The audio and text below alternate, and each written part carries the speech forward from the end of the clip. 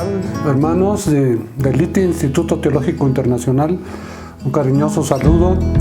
Aquí pues comenzando a compartir el Evangelio de San Marcos. Un evangelio precioso, un evangelio con un contenido único, ¿verdad? Revelador, que pues al conocer toda la descripción que nos hace Marcos de este evangelio, nos da un panorama muy hermoso acerca de nuestro Señor Jesucristo. Yo le voy a invitar que abra su Biblia en el Evangelio de San Marcos, en el capítulo 1, y ahí encontramos estas palabras. Dice: principio del Evangelio de Jesucristo, Hijo de Dios. Hijo de Dios, así lo presenta Marcos, ¿verdad? El amado del Padre, nuestro Padre Celestial. Dice versículo 2, se escribe la profecía de Isaías, como está escrito en Isaías el profeta. Ustedes saben que era un profeta, ¿verdad? Este hombre también poderoso del Antiguo Testamento. Y él dijo así, o sea, Dios hablando a través de Isaías, o sea, Dios usa su Espíritu Santo, ¿verdad? Para hablar a través del hombre en muchas ocasiones. Esto lo notamos en el Antiguo Testamento. Y aquí en este caso dice Isaías el profeta: he aquí yo envío mi mensajero delante de tu faz, el cual preparará tu camino delante de ti. Esta es una profecía, la van a encontrar en Malaquías, Antiguo Testamento, en el capítulo 3, en el versículo 1. Voz del que clama en el desierto: preparad el camino del Señor, enderezad sus sendas. Ya esta es la profecía de Isaías, la encuentra en el capítulo 40, en el versículo 3. Y empieza el relato de Marcos diciéndonos acerca de Juan, que es de quien está hablando esta profecía, aquel que iba a preparar el camino para que el Señor Jesucristo pues tuviera aquí en la tierra el ministerio glorioso, ¿verdad? De evangelizar, de darnos todos los principios y las bases para conocer a Dios. Él es el camino, la verdad y la vida. Dice entonces el versículo 4: bautizaba Juan en el desierto y predicaba el bautismo de arrepentimiento para perdón de pecados. Era un bautismo pues practicado, ¿verdad? En estos momentos, dice aquí, explica para eso, para el perdón de pecados. O sea, el perdón de pecados, sabemos que no nada más es por sumergirse en el agua, pues ya uno como una fórmula mágica va a recibir el perdón de pecados. Tú sabes que es de qué manera Dios perdona el pecado. Él es fiel y justo para perdonar todos nuestros pecados si confesamos nuestros pecados delante de Él, dice en 1 Juan. O sea, debe haber un arrepentimiento sincero, honesto, en el cual pues el hombre va marchando hacia un sentido contrario totalmente a Dios en el mundo, en la vida perdida, ¿verdad? Y cuando escucha el Evangelio con la obra del Espíritu Santo obra en el corazón del pecador, lo redarguye de pecado, porque es el ministerio del Espíritu Santo. Lo dice en Juan: cuando Él venga, Él los redarguirá de pecado y de juicio por cuanto no han creído en Dios. Y entonces pues el pecador, cuando escucha, ¿verdad?, el Evangelio, lo que tiene que hacer es, tocado por el Espíritu Santo, que sin este trabajo pues nunca el hombre en su condición caída y depravada nunca se volvería a Dios. Jesús dijo: nadie puede venir a mí si el Padre que me envió no le trajera. Entonces es una obra de principio a fin. La salvación es una obra de Dios, hermano. Entonces este bautismo de Juan, ¿verdad?, para arrepentimiento, para perdón de pecados, pues ustedes saben que el bautismo en agua es un símbolo, ¿verdad? Es una analogía de la experiencia espiritual que en realidad pasa cuando una persona se arrepiente, nace de nuevo. Y esto lo van a ver ustedes en segundo año, el proceso de la justificación lo van a estudiar en el capítulo 6 de Romanos, en segundo año.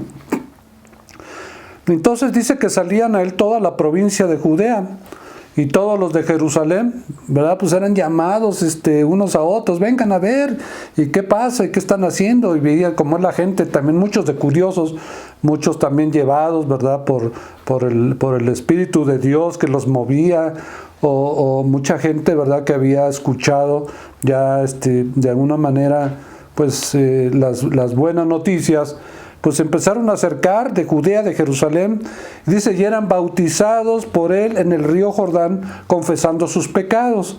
Entonces, bueno, el bautismo en agua, cuando hay esta confesión de pecados, es honesta y sincera, pues entonces el pecador, ¿verdad? Pues está en la condición como para que Dios pues venga a su vida y su vida sea transformada y sea cambiada. Desde luego todavía el Señor Jesucristo no había muerto en la cruz, por lo cual a la manera del Antiguo Testamento los pecados solamente eran cubiertos, no eran perdonados porque la redención todavía no se llevaba a cabo en la cruz del Calvario. La palabra cubierto, una palabra que en el hebreo es kapar, es la palabra que usan cuando cubren del suelo del arca en el diluvio para que no se filtrara el agua. Dice la palabra que usaron kapar, era un cubrimiento como una brea, ¿me entiende? Entonces, cuando se habla como en el Antiguo Testamento, Dios kapar los pecados, Dios los cubría hasta el tiempo cuando Jesús muriera, y entonces, bueno, ya la justificación pues estaba en papel. Es como cuando tú vas a recibir una herencia y en papel tú ya la tienes, ya es tuya, pero está condicionada hasta que tú cumplas, digamos, 21 años. Te han dejado una herencia, pero hasta los 21 años la puedes recibir. Y así es, esto pasa también con la salvación. La salvación, pues que fue ganada desde antes de la fundación del mundo, ¿verdad? Como dice Pedro, que el Cordero de Dios fue inmolado antes de la fundación del mundo. Bueno, en el papel, en la planeación de Dios, Dios ya tenía planeado pues la salvación de aquellos, ¿verdad? Que Él había escogido para esto. Y entonces, bueno, el bautismo en agua ya es la aplicación de esa planeación que Dios hizo antes de la fundación del mundo, ¿verdad? Se lleva a cabo a través de nuestro Señor Jesucristo, y después en el pecador que se arrepiente se aplica. Entonces estos pasos de que tiene la salvación, pues también los explicaremos cuando estemos en Romanos, que es una epístola que trata pues todo lo teológico de la salvación. Entonces eran bautizados por Juan en el río Jordán. No sé cuántos habrán tenido la oportunidad de estar en Jerusalén, en el río Jordán, pero pues es una experiencia preciosa. Hemos estado con los grupos de Vida Nueva y nos ha tocado allí bautizar a muchos hermanos, quizás algunos, ¿verdad?, que ustedes conozcan, que se bautizaron en el Jordán. Y muchos, aunque ya habían sido bautizados, llegaban, oiga, pastor, ¿podemos rebautizarnos? Porque querían aprovechar pues el río Jordán, imagínense qué lindo, ¿verdad? Pues para bautizarse a donde se bautizó el Señor Jesús, a donde bautizaba Juan. Y pues sí, claro, hermano, pues es como es simbólico, ¿verdad? Pues esto se puede repetir de esa manera, ¿no? Y no por juego ni por tradición, sino meramente porque es una linda experiencia y no tiene nada de malo. No hay, pues decimos, ¿dónde está el pecado, verdad? Para que algo así pueda hacerse. Entonces, en el río Jordán está bautizando Juan, y la gente que venía de Judea, de Jerusalén, arrepintiéndose y confesando sus pecados, bueno, Juan los bautizaba. Versículo 6 dice, Juan estaba vestido, fíjese de manera tan, pues podría ser extraña, ¿no? Tú dices, bueno, vestido de pelo de camello, con un cinto de cuero alrededor de sus lomos, y además comía langostas y miel silvestre. Esto es una referencia en Segunda de Reyes, capítulo 1, versículo 8, ustedes pueden ver pues esta descripción también que se parece a la de Elías, ¿verdad?, del profeta. Pero pues Juan se viste así, y bueno, pues decimos hoy en día, pues es la moda. ¿Cuántos no andan vestidos según la moda? Pues para un profeta de esos días, pues la moda era pues algo muy común verlos de esa manera, ¿no? Y yo creo que al verlos, pues sí causaba cierta impresión. Juan, ¿no? Juan Bautista.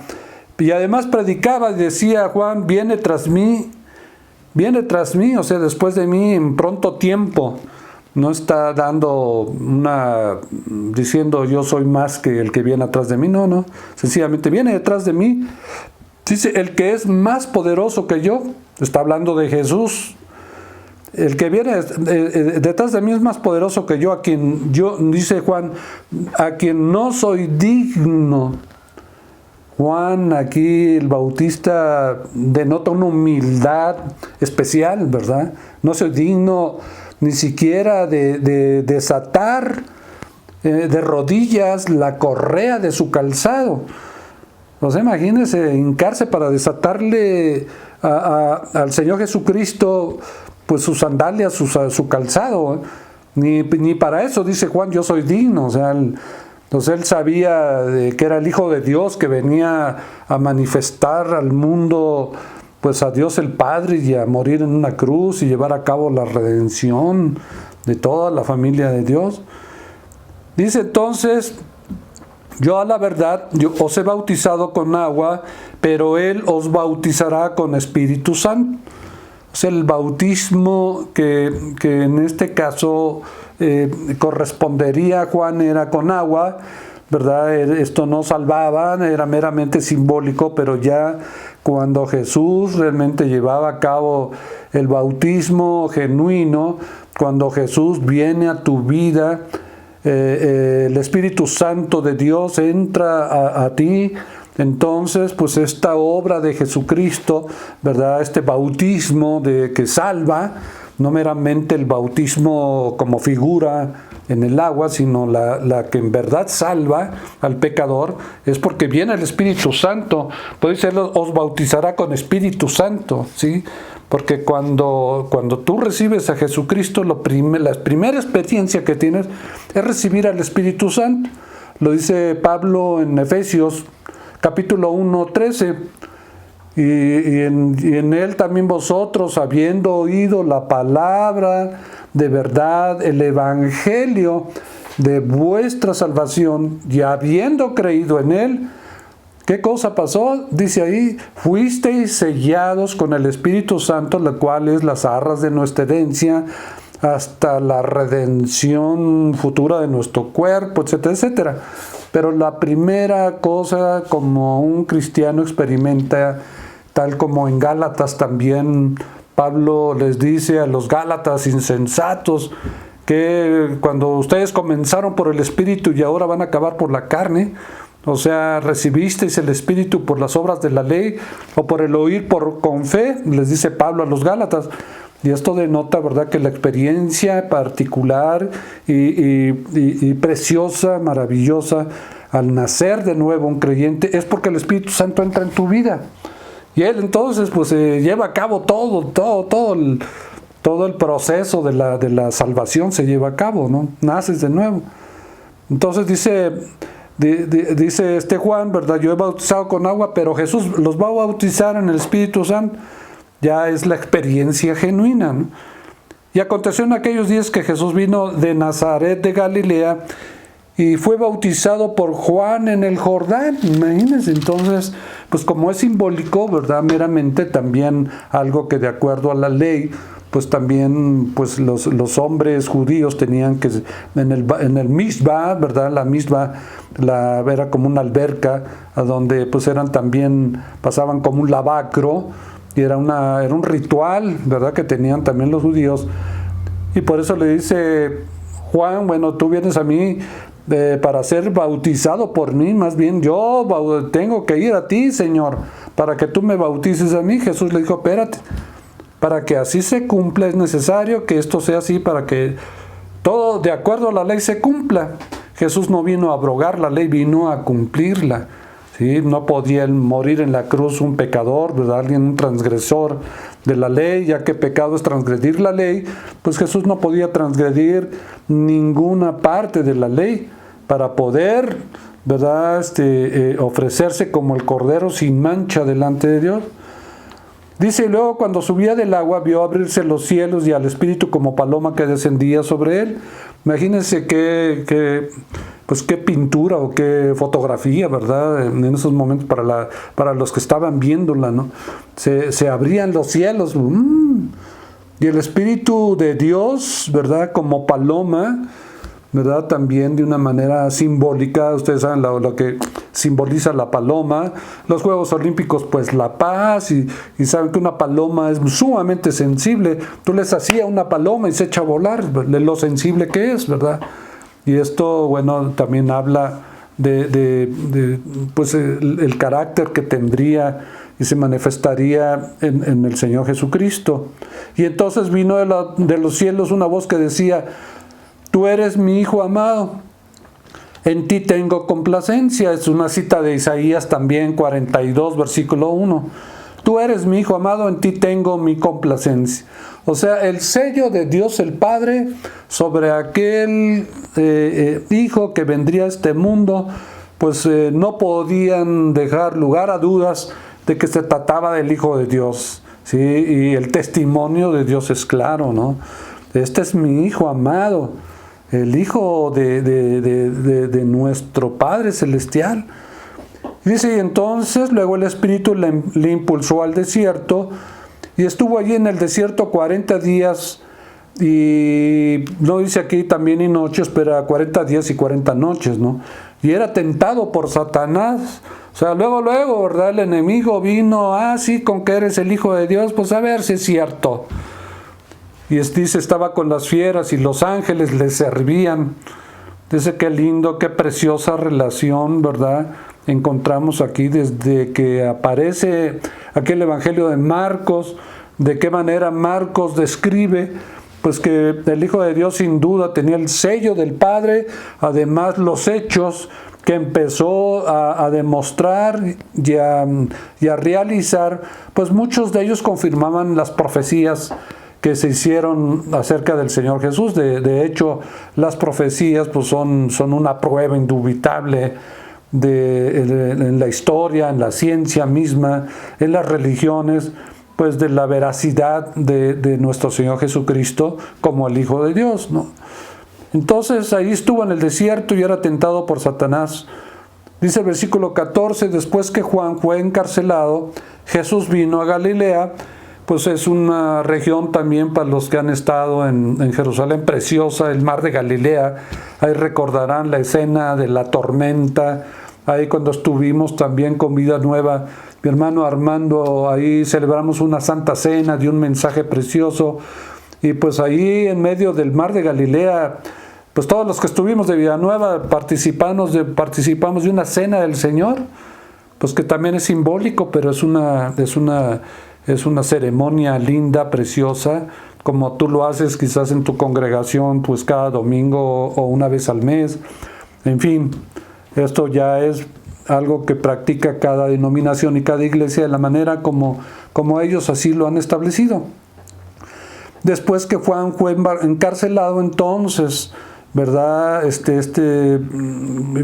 Señor Jesús vino predicando el Evangelio del reino de Dios. Bueno, Pablo en Gálatas dice que nada más hay un solo evangelio, no hay dos evangelios. El evangelio predicado en el Antiguo Testamento, la manera como Dios impartía justicia, era por la fe en Dios. Abraham creyó a Dios y le fue contado por justicia, ¿verdad?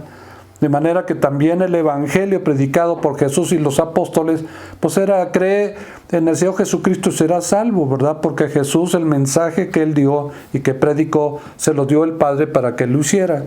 Entonces, al creer en Jesús, al recibir el mensaje de Jesús, directamente estaban creyendo y estaban recibiendo, pues, al Padre, ¿verdad? Y esta es la misma fe que profesaron en el Antiguo Testamento. Entonces, evangelio no hay dos ni tres, aunque aparezca el evangelio de la gracia de Jesucristo, el evangelio del reino de Dios, todos es el mismo contexto, es el evangelio de la piedad, es el esquema de lo que está contenido en el evangelio y que se le llama de esa manera, pero es uno solo, es un mensaje que pues engloba muchas otras cosas, ¿verdad?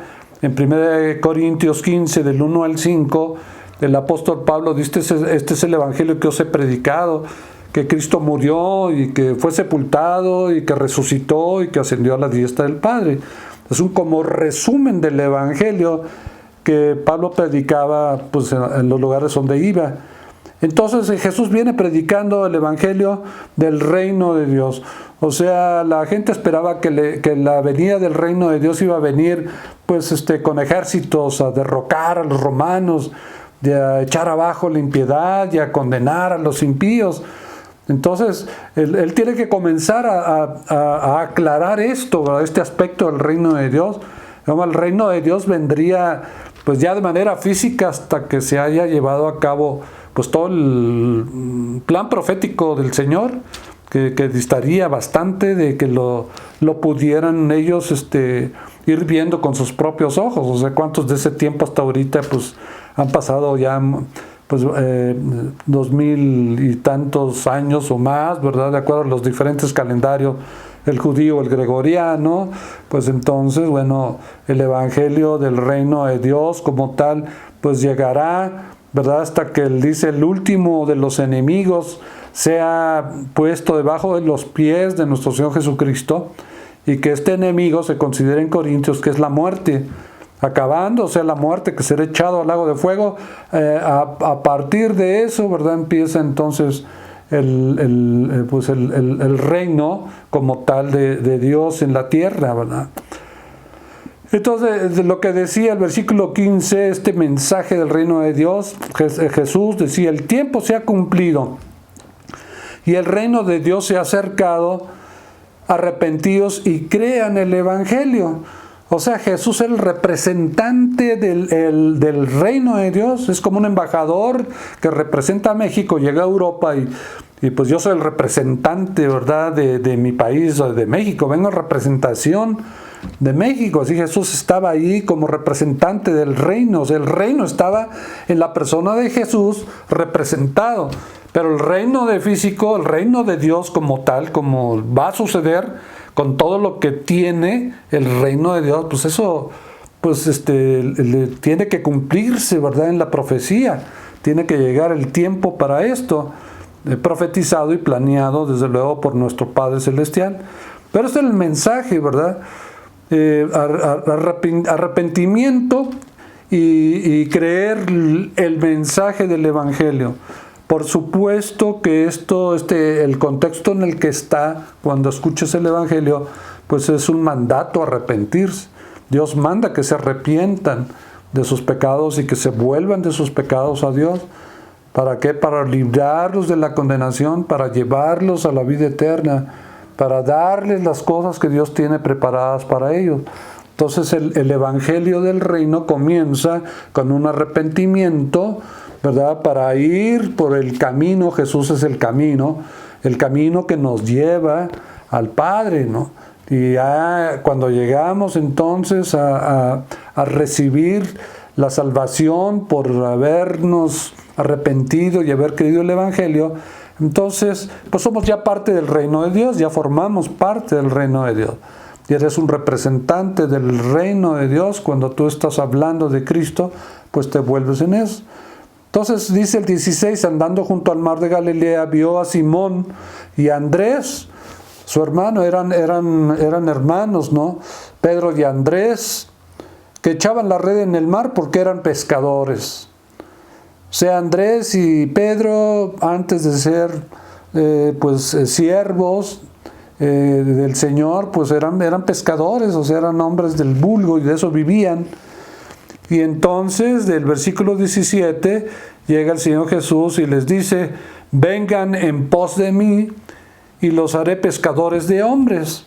O sea, pues lo que ustedes están haciendo ahorita es pescar, ahora sí que pescados, pero ahora vengan conmigo, síganme, los voy a entrenar, los voy a preparar, los voy a capacitar y ustedes se van a convertir en pescadores de hombres. O sea, gente que anda así como los pescados ahí en el mar y les echan la red y los sacan, pues la red del Evangelio se echaría y sacarían multitud también, pues en este caso de hombres, ¿verdad?, para el reino de Dios, para que formaran parte del reino de Dios.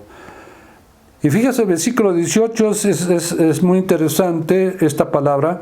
Dice, y dejando luego, o sea, rápidamente, dejando luego sus redes, le siguieron. O sea, no dijeron como hay una parábola por ahí, espérate, Señor, deja que primero vaya y entierre a mis muertos. Y no, pues primero tengo que ir a la casa y primero tengo que arreglar unos negocios. No, aquí ya había una disposición.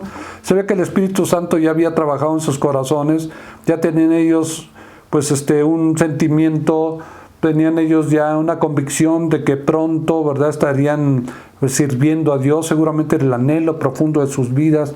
Cuando tú tienes este anhelo, quiero servir, pero no sé cómo, no sé si Dios me vaya a llamar, de qué manera lo vaya a hacer para que yo le sirva, pero ese anhelo que ya estás preparado en tu voluntad, tú ya estás decidido, pues a lo que Dios te llame y quiera hacer contigo, pues Señor, heme aquí, estoy aquí, como le dijo Isaías al Señor, ¿no? Esa disposición que tenían los discípulos, aquí lo ves, los apóstoles, dejando luego sus redes.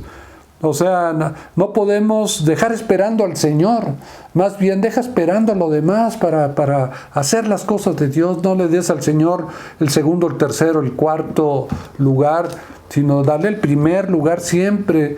Esto es lo que infiere, lo que quiere decir: ama al Señor tu Dios con todo tu corazón, con toda tu alma, con toda tu mente. Esto implica eso, ¿me entiendes? Que el Señor sea lo primero en tu corazón, el trono a donde está sentado el Señor en tu vida, ese siempre debe de estar ahí. Primero el reino de Dios, busca primero el reino de Dios y todo lo demás te será añadido. Entonces, aquí tú ves el ejemplo, ¿no?, de qué forma de inmediato. Ahora, esto es también un principio en pedagogía cristiana muy importante, cuando vemos que un hijo aprende a obedecer a sus papás a las primeras, no te doy 2, te doy 3, te doy 4, 5, y le están contando al niño, esperando para que el niño obedezca. Y pues este principio nos enseña cómo cuando Pedro, ¿se acuerdan?, que sale de la barca, empieza a caminar en el agua y viendo la tempestad se empieza a hundir, y entonces clamó al Señor Jesucristo, que andaba cerca, ¿verdad?, caminando sobre el agua de manera sobrenatural, desde luego.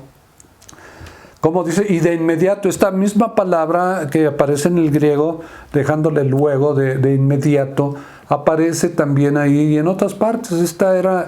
Es un principio cuando tú aprendes a obedecer a Dios de esta manera, dejándolo todo, o sea, dejando las cosas que no va a ser como en este caso un llamado a ser apóstol, a dejar casa, familia y todo, ¿no?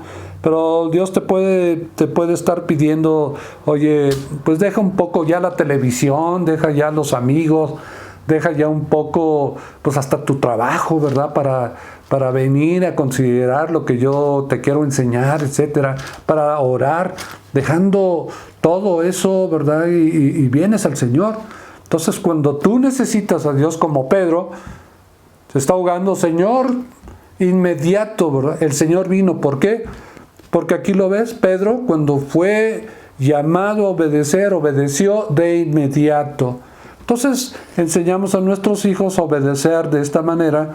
Cuando ellos crezcan, no va a ser difícil obedecer a la primera a Dios. Sobre todo niños que aprenden a obedecer a sus papás, y muchos de ellos que lo hacen así casi de inmediato. Bueno, cuesta mucho trabajo.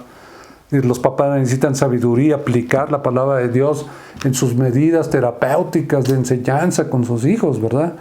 Pero este es un principio que se aplica no solamente, pues es un principio espiritual, sino también pues material, ¿verdad? En las cosas de Dios, busca primero el reino de Dios y todo te va a ser añadido. O sea, Dios viene a contestar tus oraciones de inmediato. Tú obedeces de inmediato, Dios también va a contestar tus oraciones y tus peticiones cuando sean, claro, de acuerdo a la voluntad. La oración tiene esas condiciones, pero se llenan de condición, llenan las condiciones y muchos no reciben contestación a sus oraciones. Tal pareciera que el Señor no los escuchó, que está dormido, no sé qué pasa. Y bueno, es porque también en su vida pues han sido bastantes lentos en obedecer al Señor.